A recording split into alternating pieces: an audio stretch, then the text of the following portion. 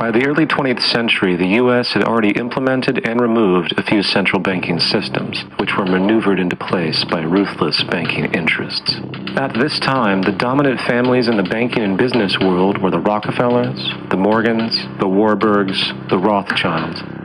And in the early 1900s, they sought to push, once again, legislation to create another central bank. However, they knew the government and public were very weary of such an institution, so they needed to create an incident to affect public opinion. So J.P. Morgan, publicly considered a financial luminary at the time, exploited his mass influence by reportedly creating rumors that prominent banks in New York were insolvent or bankrupt. Morgan knew this would trigger mass hysteria and a systemic crisis, and it did. The public, in fear of losing their deposits, immediately began mass withdrawals. Consequently, the banks were forced to call in their loans, causing the recipients to sell their property, and thus a spiral of bankruptcies, repossessions, and turmoil emerged. Putting the pieces together years later, Congressman Charles Lindbergh wrote, "The King bankers put in motion in 1907 a great scheme. They had gambled and speculated on Wall Street until so many watered stocks and bonds had been manufactured. The King bankers knew the condition and informed the favorite of their friends what was to come. There was to be a panic in the fall of 1907, and it would be advertised as the result of our bad banking and currency laws." The panic of 1907 led to a congressional investigation headed by Senator Nelson Aldrich, who had intimate ties to the financial powers and later became part of the Rockefeller family through marriage. The commission led by Aldrich recommended a central bank should be implemented so a panic like 1907 could never happen again. This was the spark that the bankers needed to initiate their plan. And in 1910, a secret meeting was held at a J.P. Morgan estate on Jekyll Island off the coast of Georgia. It was there that the central banking bill called the Federal Reserve Act was written. This legislation was written by bankers, not lawmakers. This meeting was so secretive, so concealed from government and public knowledge, that most of the figures who attended disguised their names when en route to the island. And after this bill was constructed, it was then handed over to their political frontman, Senator Nelson Aldrich, to push through Congress. And in 1913, with heavy political sponsorship by the bankers, Woodrow Wilson became president, having already agreed to sign the Federal Reserve Act in exchange for campaign support.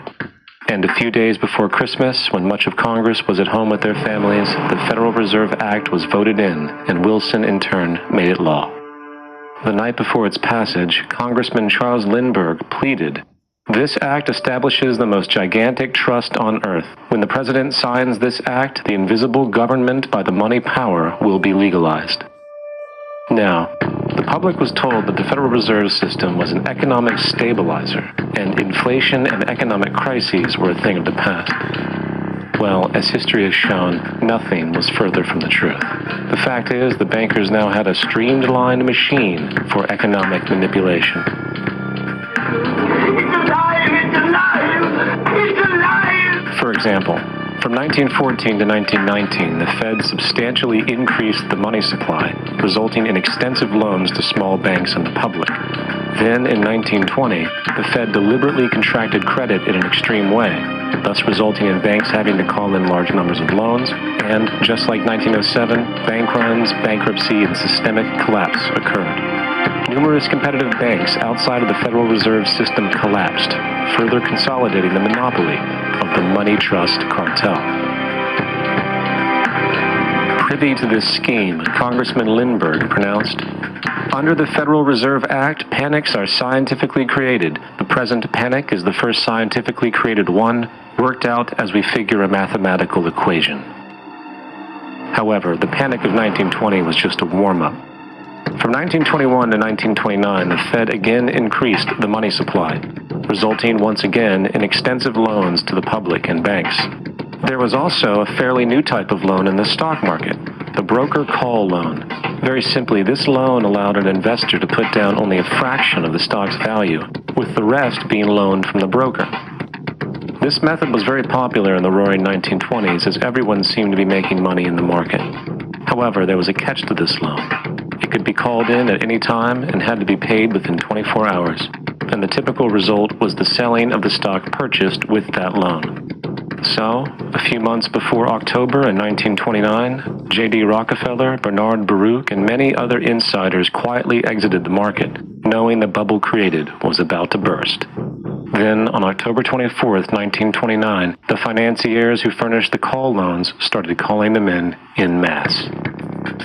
This sparked an instantaneous massive sell-off in the already inflated market, as sell orders and margin calls were systemically triggered. That then led to mass bank runs, eventually collapsing thousands of banks, enabling the large banks to buy up the now failed banks at a discount. But it didn't stop there. Rather than expanding the money supply in order to recover from this economic collapse, the Fed actually contracted it, fueling one of the largest depressions in American history. Outraged, Congressman Louis McFadden, then chairman of the House Banking Committee, filed a petition for impeachment against the Federal Reserve Board, stating, "Mr. Chairman, we have in this country one of the most corrupt institutions the world has ever known. I refer to the Federal Reserve Board and the Federal Reserve Banks. This evil institution has impoverished and ruined the people of the United States and has practically bankrupted our government. It has done this through the defects of the law under which it operates, through the maladministration of that law by the Federal Reserve Board, and through the corrupt practices of the moneyed vultures who control it." Now, having reduced the society to squalor, it was then decided that the gold standard should be removed. In order to do this, they needed to acquire the remaining gold in the system. So, under the pretense of helping to end the Depression, came the 1933 gold seizure. Under the threat of imprisonment for 10 years, everyone in America was required to turn in all gold bullion to the Treasury, essentially robbing the public of what little wealth they had left. And at the end of 1933, the gold standard was abolished. If you look at a dollar bill before 1933, it says it is redeemable in gold. If you look at the dollar bill today, it says it is legal tender, which means it is backed by absolutely nothing. The only thing that gives our money value is the public faith and how much of it is in circulation. Therefore, the power to regulate the money supply is also the power to regulate its value, which is also the power to manipulate and control entire economies.